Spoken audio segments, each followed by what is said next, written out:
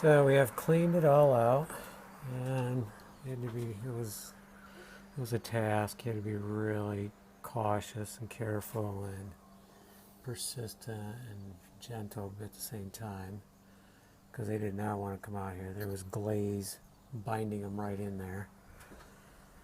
So I've pulled them all out, cleaned them. I've cleaned the groove out, and I've copper foiled the edges. I don't know if you can tell it's copper foil, but it is.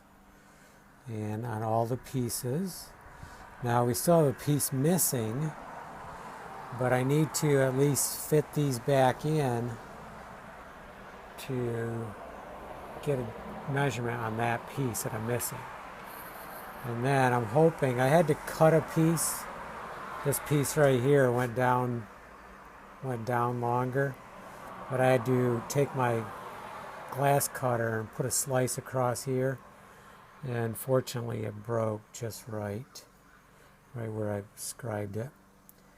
So I'm hoping that will give me a chance to put these pieces in, bring them back snug, and then solder them. And we'll do several stained glass work videos in the future, but this will at least get our front door fixed.